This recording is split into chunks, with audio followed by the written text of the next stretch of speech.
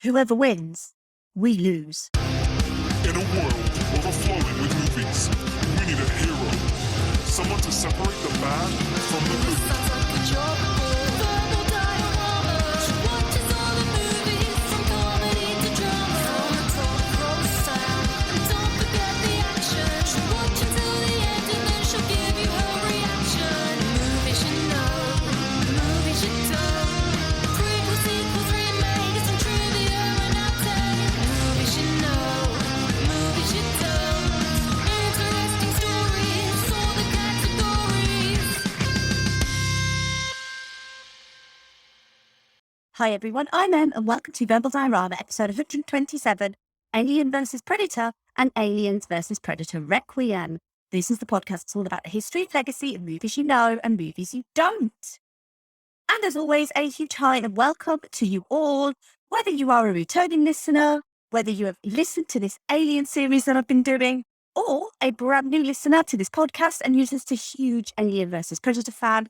No matter how you're here and how you found this podcast, I'm so grateful that you are here for this Nanorama episode concluding my Alien series. So I've done episodes on Alien, Aliens, Alien 3 and Alien Resurrection, Prometheus and Alien Covenant, and I'm finally finishing my Alien series with Alien vs Predator and Aliens vs Predator Requiem. So just to explain, this is a Nanorama episode. These are slightly shorter than regular episodes, and they are focusing on tidbits of interesting information and stories from movies that, I'll be completely honest, I'm never going to get a full episode dedicated to them for whatever reason. But I kind of feel like this will deserve a mention. So I'm kind of thinking that this series is more of an honourable mentions section of this podcast. And like I said, I've done previous episodes on the whole of the Alien series of movies. And last month, I did a Nanorama on Prometheus and Alien Covenant, and I wanted to now focus on the Alien spin-offs. Just to kind of make a point, I'm not actually planning to do the Predator movies at this present moment of time. I may come back to the Predator movies at some point in the future, but obviously there's also a lot of Predator movies out there. If there's a fair amount of interest in me covering the Predator movies, then let me know and I'll schedule those in at some point. But I really wanted to focus more on the Alien side of it, but you can't really do an Alien series without doing the Alien vs Predator movies. So, today, we're going to be starting with Alien vs Predator.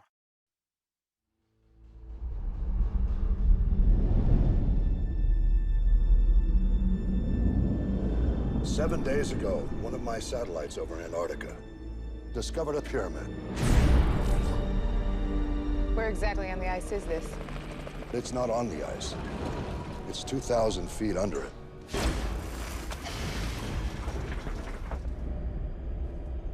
Let's make history.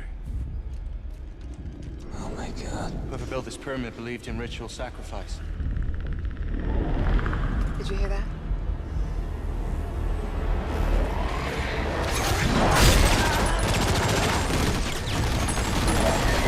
What was that thing? What's going on? Let's go!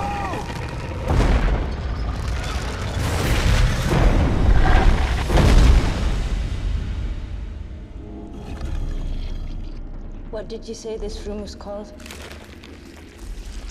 Sacrificial chamber.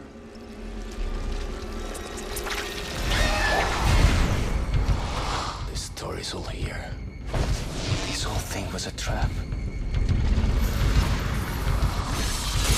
They're not hunting us. We're in the middle of a war. They're using us as bait.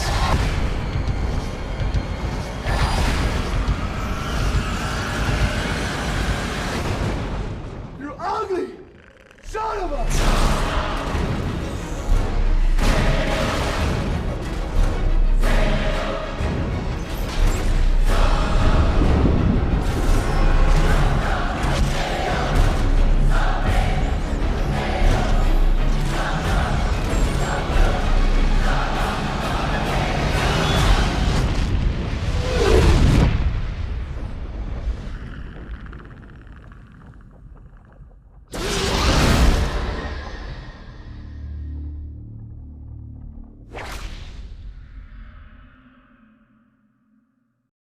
private satellite encounters an unidentified source of heat in Antarctica, and it is found to be a pyramid buried deep underground.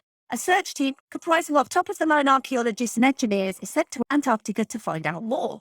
Once there, the team comes across signs which indicate the place is inhabited by an unknown alien species. It's not long before the aliens begin to hunt the team members. At the same time, a trio of coming-of-age predators have arrived to collect the skulls of the aliens as trophies, and the humans are caught between a deadly battle between the two warring species. Cast of this movie, we have Sanaa Lathan as Alexa Woods, Raoul Bova as Professor Sebastian De Rosa, Lance Henriksen as Charles Bishop Wayland, Ewan Bremner as Dr. Graham Miller, Colin Salmon as Maxwell Stafford, Tommy Flanagan as Mark Verheiden, Carsten Norgard as Ruston Quinn, Joseph Rye as Joan Connors, Agathe de la Boulay as Adele Rousseau, Sam Troughton as Thomas Parks, Tom Woodruff Jr. returning as the alien, and Ian White as the Predator. The screenplay for Alien vs. Predator was by Paul W.S. Anderson, the story by Paul W.S. Anderson, Dan O'Bannon, and Ronald Shusett, and it was directed by Paul W.S. Anderson, based on Alien characters by Dan O'Bannon and Ronald Shusett, and Predator characters by Jim Thomas and John Thomas, and the Alien vs. Predator franchise created by Randy Stradley and Chris Warner. And it's safe to say that any crossover event is ambitious. You have the fans of both/all franchises to please, as well as fans of any original materials such as comic books, which I'll come to, as well as general cinema goers who just want to enjoy a movie without knowing any history. The Alien movie franchise, which started in 1979, and the Predator franchise, which started in 1987, were not originally linked, but that changed a year later. It was in 1988 when Dark Horse Comics acquired the licensing rights to the Alien franchise, 2 years after Aliens hit the big screen, and took the suspenseful sci-fi horror of Alien and switched it up into a sci-fi action movie about motherhood. A year later, Dark Horse acquired the Predator licensing, and a brainstorming session in the late 1980s gave them the idea to combine the Aliens and the Predators into a crossover event. Published between 1989 and 2020, the Dark Horse Aliens vs. Predator comic storylines aren't followed at all by the movies, so it kind of feels a bit superfluous to continue to talk about them. But the first attempt at a script written by Hellboy writer Peter Briggs in 1991 did follow the comic book rather faithfully. His script, titled The Hunt, Alien vs. Predator, featured several characters inspired by the comics and makes reference to the events of the Alien series, as well as bestowing the xenomorphs with previously unseen new abilities and xenomorphs born of non-human hosts. Something that Alien 3 would show us on screen a couple of years later, a dog in the theatrical cut and a bull in the assembly cut. Briggs would write 2 drafts of the script with Roland Emmerich in contention as director, which would then be rejected, and the project would remain in status for almost a decade. Cinematically, the first inkling of a link between the 2 franchises came with the release of Predator 2 in 1990, which showed a xenomorph skull as a trophy of one of the Predators, and Fox was very keen to continue these franchises. Going back to Dark Horse, they would release several Alien Predator crossover events with DC Comics. They released Batman vs. Predator in 1991, which received critical acclaim, with a sequel in 1995, Batman/Aliens in 1997, with a sequel in 2002, Superman/Aliens in 1995, with a sequel in 2002, Superman vs. Predator in 2000, plus Superman and Batman vs. Aliens and Predator in 2007. So, crossover events galore with DC and Dark Horse. In video game format, so the first Alien vs. Predator video game was released in 1993 for the Super Nintendo and in arcades as well. It was a beat-em-up style game where you play Predator and you have to go through various stages killing aliens. The home console version and the arcade version are very different and developed by different companies. Several months later, a Game Boy game, Alien vs. Predator: The Last of Its Clan, was released. In 1994, a first-person shooter for the Atari Jaguar where you could play as an alien, a predator, or a colonial marine was released. In 1999, a PC and Mac release called Aliens vs. Predator followed the same principle of the Atari Jaguar release and was followed in 2001 by a sequel, Aliens vs. Predator 2, and an expansion pack, Aliens vs. Predator Primal Hunt, in 2002.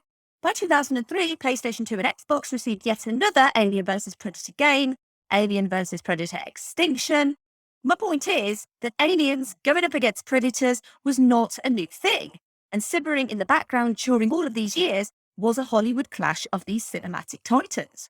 In 2002, Fox returned to the idea of an Alien versus Predator movie. There had not been an Alien movie since 1997's Alien Resurrection, and while there was some hesitation bringing the two characters together cinematically, nevertheless the rights were secured and a new script was written by James DeMonaco and Kevin Fox, but this was rejected by producer John Davis, who had helmed both Predator movies and was a key figure in getting Alien vs. Predator off the ground. He wanted the story to be primarily set on Earth. A script written by Colin and Greg Strause was also rejected, but we're going to come back to those guys because they're quite pivotal for the sequel to Alien vs. Predator. You'll remember as well in the previous episode on Prometheus that originally an Alien 5 movie was in the works.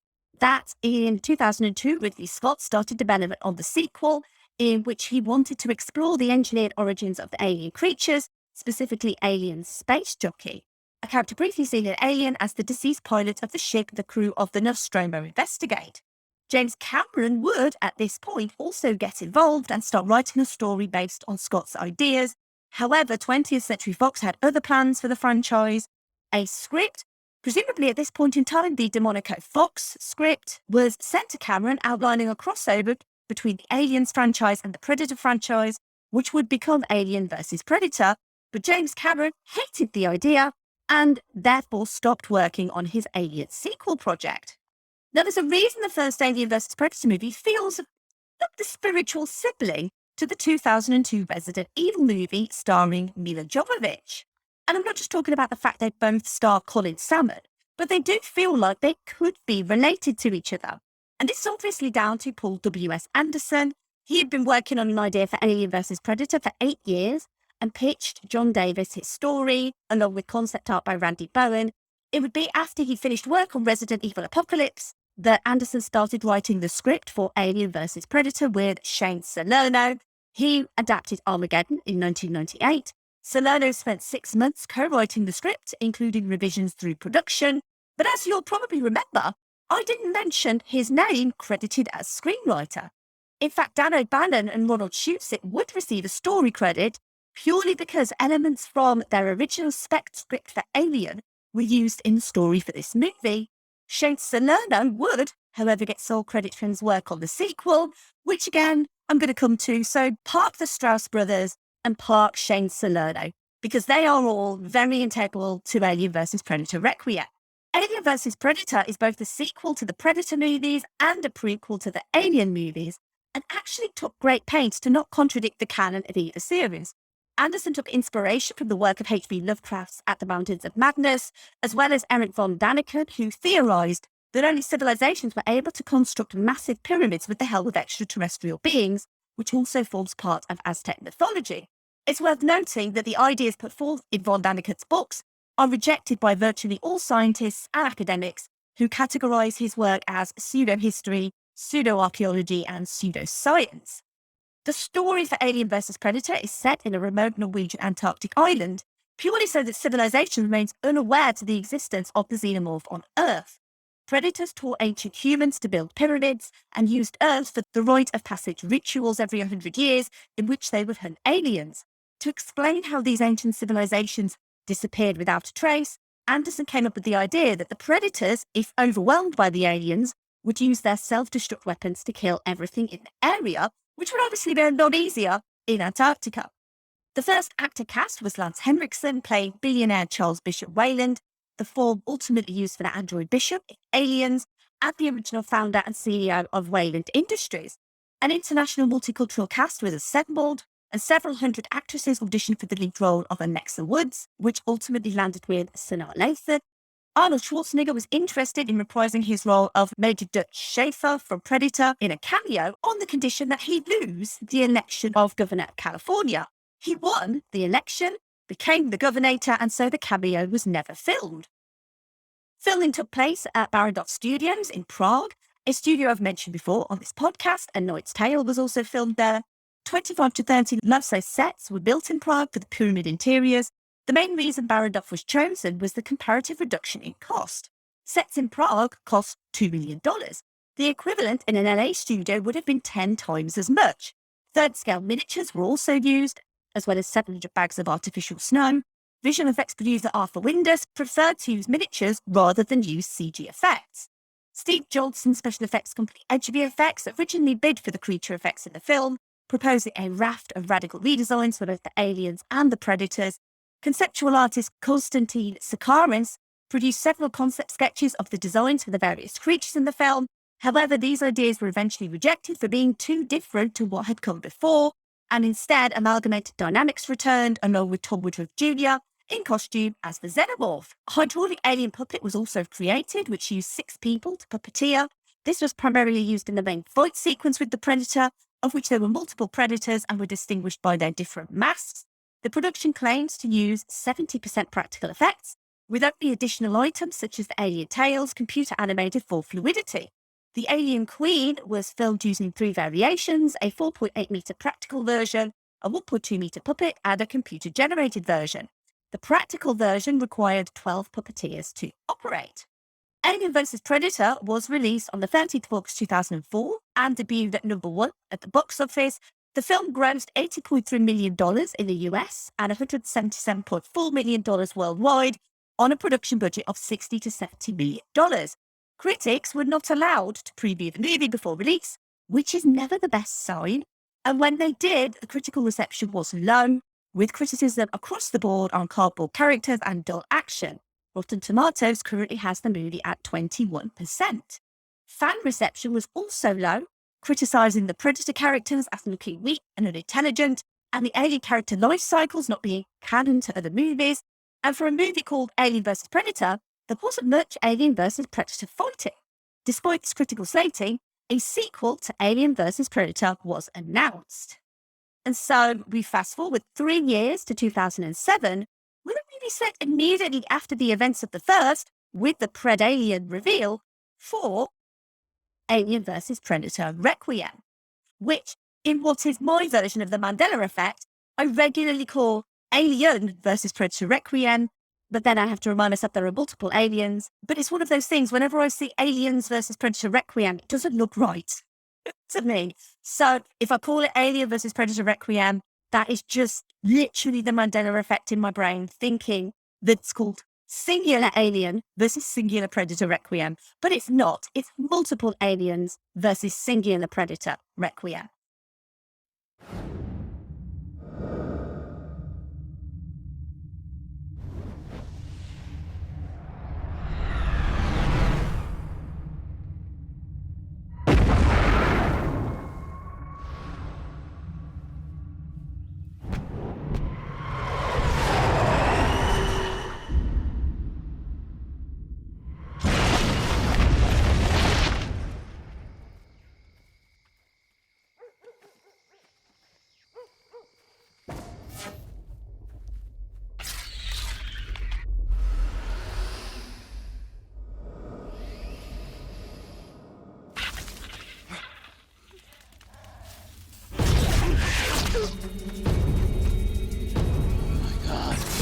Some came after us. What came after? I don't know. Hold on!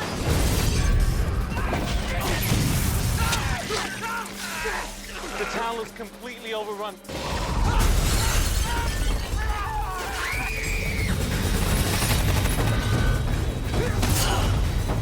What's the Army's evacuation plan?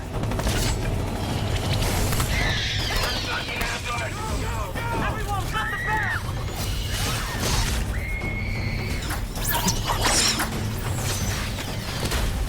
There's an airlift in 30 minutes. The colonel was lying. The Army thinks about containment first. If I'm right, We're all dead.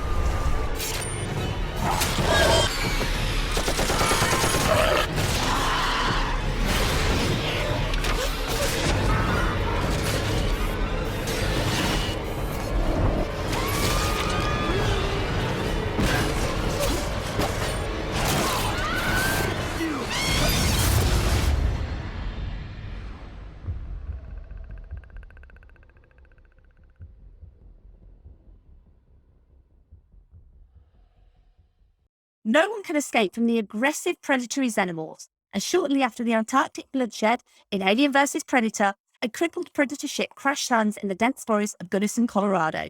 As a result, a vicious Predalien hybrid along with numerous stage 1 xenomorphs or facehuggers scattered in all directions, infecting everyone unfortunate enough to cross their path.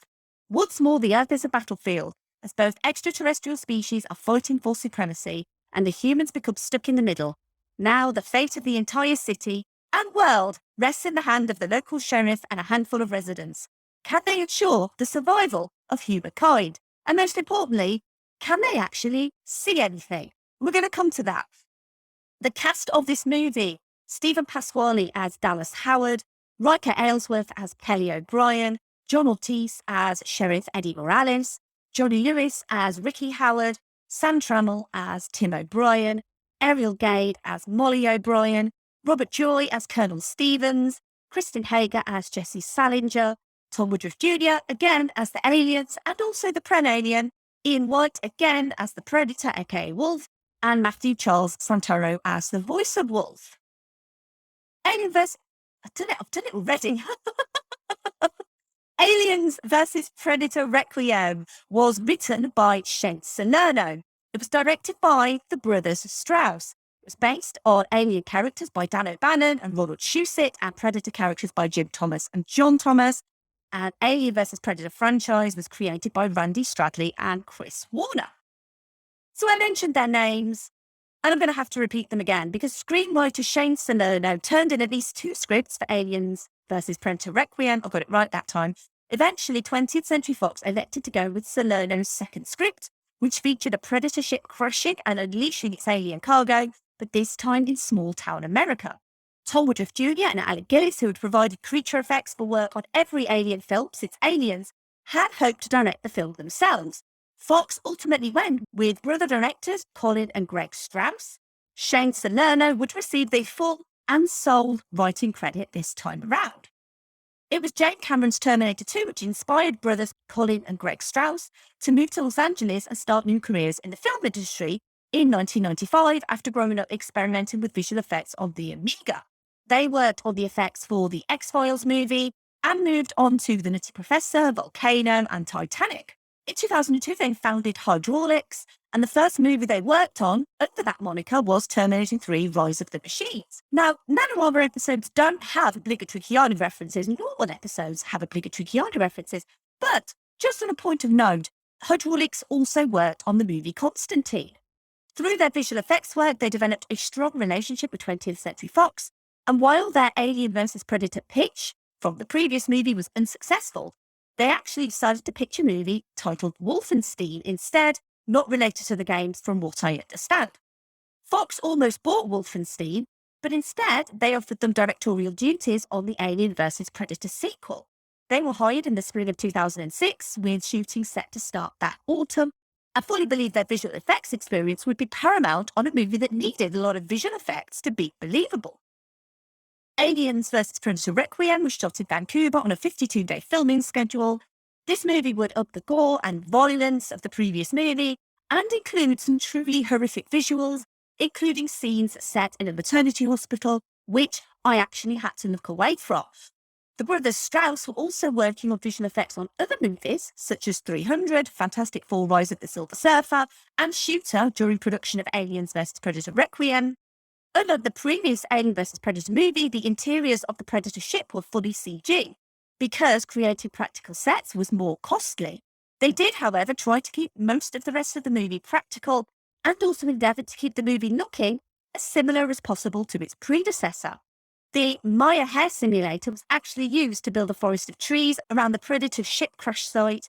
An estimated 460 out of the 500 visual effects shots in the movie were done in-house at Hydraulics, meaning it came in vastly under budget, which actually meant they could expand the movie and include shots of the Predator homeworld that weren't previously included in the movie.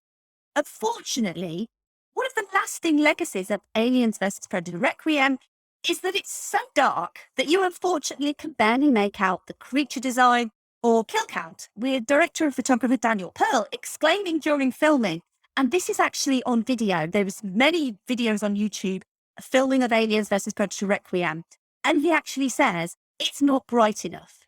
But rather than resetting, which would cause delay while the set and lighting are altered, the directors seem to have been content to simply film and hope that it could be fixed in post-production. Apparently, the Blu-ray version of the movie is slightly brighter, but the original version remains dark in both tone and also in visuals, which is unfortunate because I think if this movie wasn't as dark as it is and so dimly lit, it probably would be a little bit enjoyable. Although I will say, I actually do enjoy Aliens vs. Predator Requiem more than I thought that I would, despite the heavy gore and violence.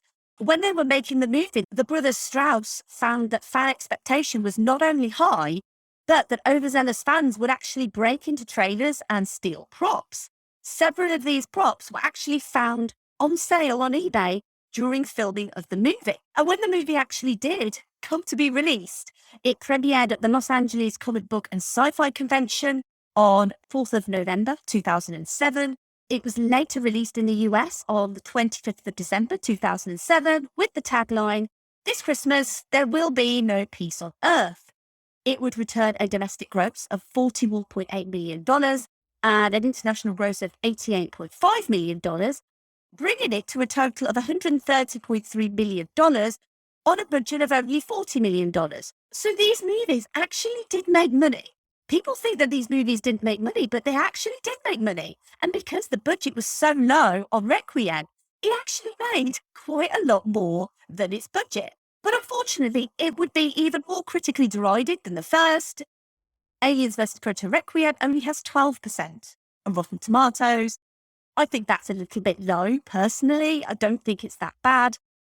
But, you know, let's be honest, these movies are neither Alien nor Aliens in quality. So what's the future for Alien vs. Predator?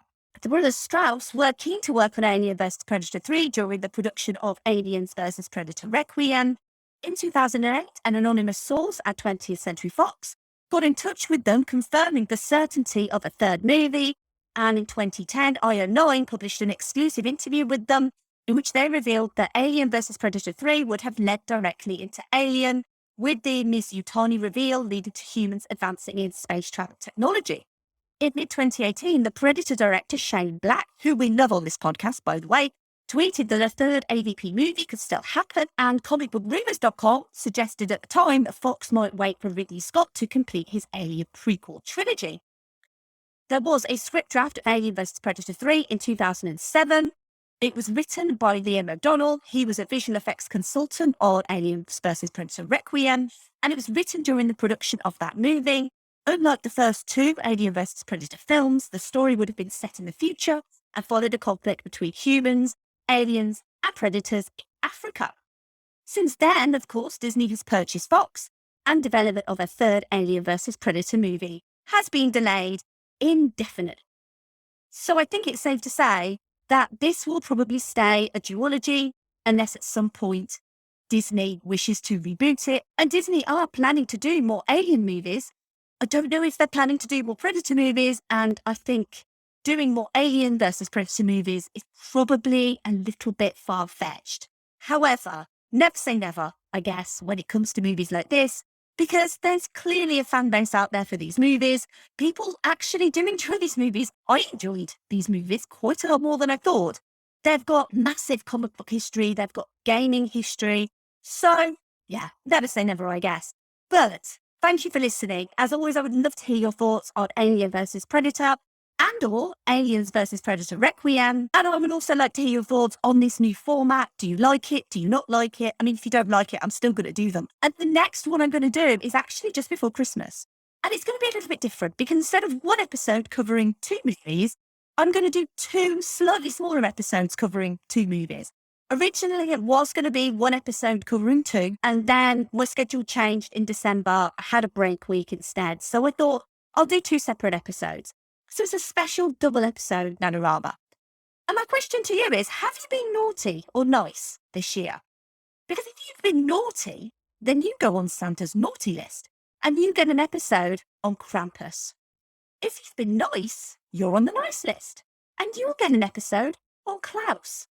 If you've been a little bit of both, which I suspect the majority, if not everyone, will be, then you'll get in your podcast app an episode on Krampus and an episode on Klaus. And they are both wildly different. However, there are genuine links between the horror story Krampus and the wonderful animated tale Klaus. Some wonderful little links between the mythology there that I really want to go into. And I hope that you'll join me throughout December for the regular episodes in December, because it's Christmas in December, so I'm going to be tackling the Thor movies. But otherwise, if you don't fancy the Thor movies, then come back for Krampus and Klaus. If you have enjoyed this episode, please take a moment to help this podcast grow by leaving a rating or review. You can also retweet or like posts on social media, or even simply just tell your Alien versus Predator loving friends and family about this podcast. The previous episodes on the Alien franchise are available. They are episode 108 on Alien, 114 on Aliens, 115 on Alien 3 and Alien Resurrection, and 120 on Prometheus and Alien Covenant. If you want to follow me, I am at Verbal Diorama on Twitter, Facebook, Instagram, and Letterboxd. You can email me, verbaldiorama@gmail.com, or you can just pop to the website, verbaldiorama.com. You can see all previous episodes on there. A huge thank you, as always, to the patrons of this podcast. If you want to join them and you want to contribute to the running of this podcast, I would be so grateful. No obligation, but that would be amazing. They are at verbaldiorama.com/Patreon. And finally, get to the chopper! Bye. Movie